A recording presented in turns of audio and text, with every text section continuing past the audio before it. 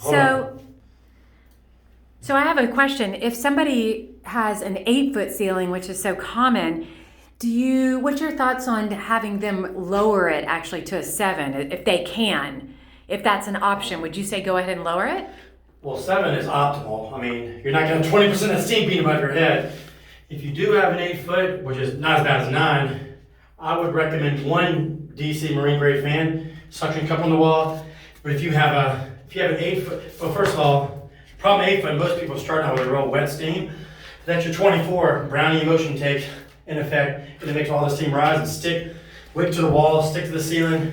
I would definitely recommend anything over a 7. I would definitely recommend a non-pressurized, just because it's wetter. You know, like most of them use just in the 30, just say it's 7.5 kilowatt. Most of them use 2 gallons of water per 30-minute session, and the dryer ones use 1.5 gallons. But here's the thing: if someone says you need a 7.5, just say you have 250 cubic feet. Right. One company might say you need a 9 or a 10.5 because they're using an extra, 2 gallons instead of 1.5 gallons, and a lot is wasted because it sticks to the wall. Like, look at this. You hear this? Oh yeah. That's just wasted water.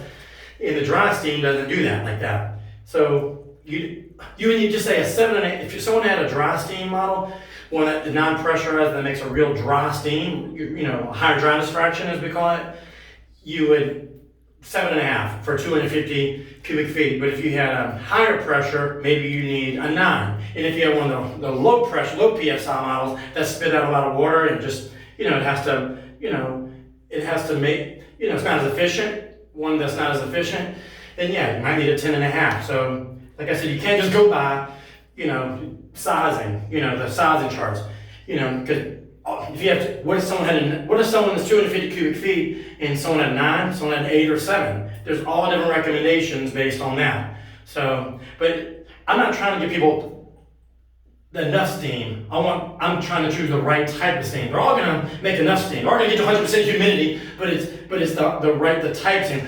8-foot ceilings, definitely, take that extra foot into consideration. Also, if you have ceramic or natural stone or porcelain, that eats up 30%, makes you size 30%. Glass door, another 10%. If you have an extra foot, everything makes a difference. Everyone's getting it wrong. They're calling, oh, I got, someone recommended a 10.5, you're recommending a 7.5.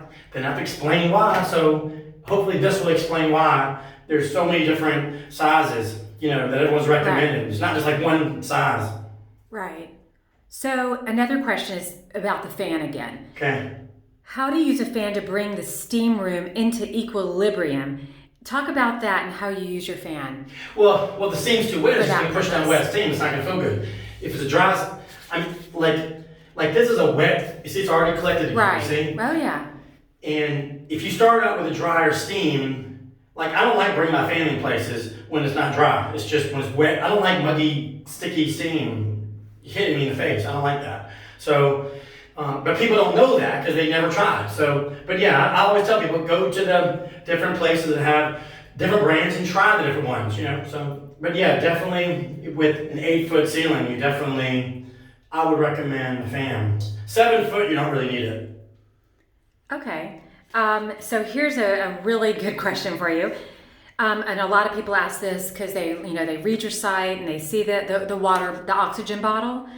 So how do you use the oxygen bottle in your steam room? And if it's okay, show them how you use your oxygen. Here, pause for a second. Let me just, okay. You see my heart rate is at 125.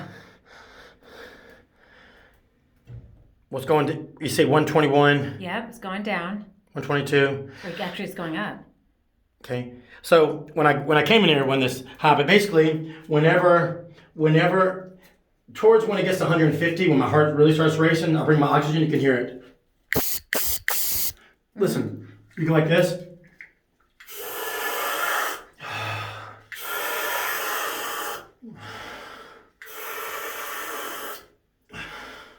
It was at 96 a second ago on the pulse oximeter. You see it's at 97? Watch it go up. It's going to go up. Oh, wow.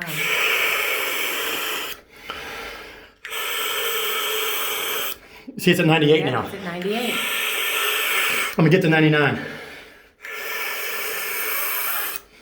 So I get to 90. So yeah, whenever it goes down like 96, when I get real winded, and I can stay in longer without having to leave. Because I'll just say I only have 20 minutes for a session. I put my fan up there, put my heat coefficient fan, bring the heat index from the ceiling down to the floor. But like I said, when I only have 20 minutes, I can't, when I get out of breath, I can't spend 3 or 4 minutes, do that twice. I don't know if anyone knows about heat shock proteins, but like I said, I'm trying to keep my core temperature really high for an extended period of time. But when I have to go out, to get some oxygen, I bring my own oxygen so I can keep my session times down. So that's what I do. But yeah, it really, when I get up to like 150 beats per minute, that's when I really need it. That's when like the time where it's either get out of the room or breathe in some oxygen.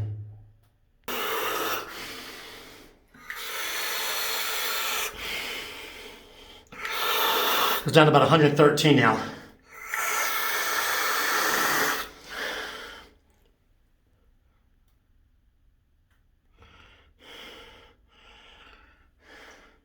So yeah, it went down. It's actually going up a little bit because it's getting hot again. But yeah, it definitely go down when I use the boost oxygen. So yeah, and you can get these on Amazon. They're like $10 each. All right, let's end this for now because I'm really tired. I've been here for like 30 minutes. All right. Well, thanks, Alan, for answering those. Those are some of the top questions that we have on a daily basis. Any more questions? Let me know. All right.